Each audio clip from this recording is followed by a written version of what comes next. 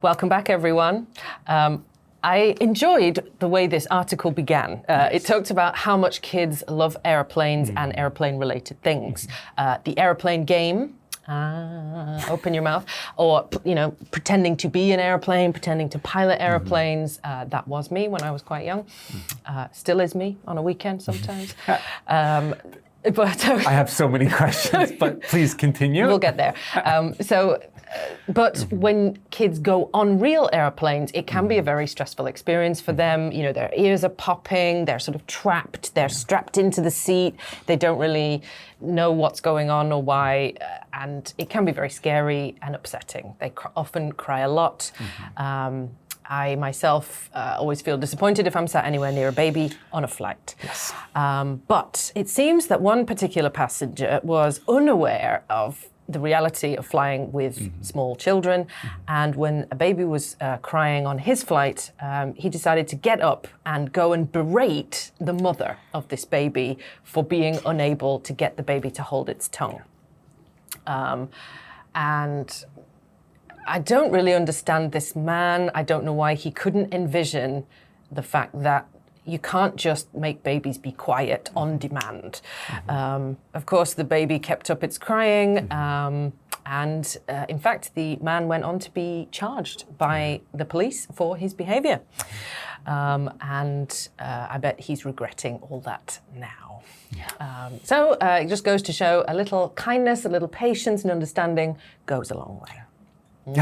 What I can't believe is, like, after the first confrontation, and after they said, we might call the police, you need to calm down, he just kept it up. Yeah, that was crazy. Yeah, and the response he had, should I just die? Didn't he say that? Was that what he said? He's like, what do you want me to do? Should I just die? I'm like, what's the drama, dude? It's a 1 hour flight for one. You can put up with anything for an hour, even a dentist chair.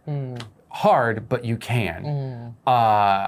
If it were like a 12-hour flight and it was constant, of course I can imagine people being angry.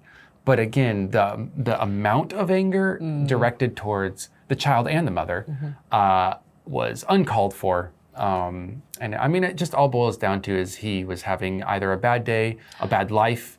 Maybe he could not be a very happy person in general. But he's in the end, he was a rude individual. I have to admit, I thought the same. I thought, what else is going on in the background of this man's mind? Surely, if it's this angry, it's not just the baby crying. It can't be. It's a trigger, but it can't be everything. Maybe, I don't know. I can't speculate, but it had to be a trigger, but not the main cause, right? Yeah, surely. Yeah. Children do love airplanes. They do. Yeah. Why? A hard question to answer. Yes. But if I try and think back to myself as a young kid, I think there was just something amazing about that sense of power, I guess, in your hands. When you watch people driving cars, being in the car with my dad, I wanted to be that person. Yeah. I wanted to have the power, the controls. So that's my theory. Yeah, I think there's also a fascination with leaving the ground. Watching the birds, knowing that airplanes can go anywhere, ground or air, and then hopefully someday in the ocean, successfully. When you were a child, this is what we did. This is so awesome. We had a laundry basket, and the laundry basket was a circle one. Right. So what we would do is we would take a big cardboard box, cut out one end, put our body in the cardboard box, and then we would have buttons drawn everywhere. And then we put our feet here in the laundry basket. Oh, right. And then we would pretend to be in an airplane. Oh, that's pretty cool. How did you pretend? I do remember making, actually I think Mother made for me, some wings. Cardboard wings, and they had little ribbons on so I could strap them. Nice. Obviously, I couldn't really fly, but I could do it in my head. Yeah. Did you try to jump off the roof? No. Luckily, Mother was watching. Yeah, that is pretty lucky. Because I'm sure you tried to jump off the couch at least. I probably would have done many times had I been left alone for even 3 seconds. Yeah. Exactly. 2 broken legs. While your mother was sewing this ribbon flight suit made out of cardboard, and you were hungry, she probably fed you. Yeah. And maybe through inspiration, she thought to herself, you know what I'll do? I'm going to pretend to be an airplane going in directly into the mouth. Did that ever happen to you? I don't think my memory goes that far back, but probably. I mean, I've seen my other family members, because all my parents, brothers and sisters are younger. So I remember my cousins growing up, and that was pretty common. Oh, okay. Yeah, I am also the youngest, so that could be an influence, but I don't remember my parents trying that. It was mostly about like, oh, if you don't want to eat it, then you're not going to eat it. Oh, that's very And understanding. that's it. And if I liked something, I would eat it. And if I didn't like something, I wouldn't eat it. And then the next day I'd be a little bit hungry and I'd be like, maybe I should eat everything. But of course, being very young, no clue what my parents did. Yeah.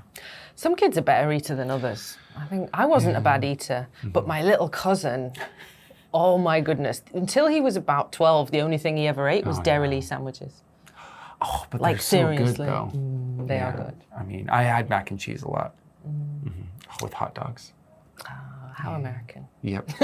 It's so American and I miss it still. I do miss it. I haven't had it for years. I do appreciate good mac and cheese. Let's rock it on down to the vocabulary section, and we'll see you in the next one. Bye.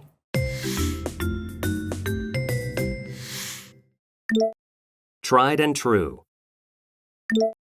Tried and true. Harrowing. Harrowing.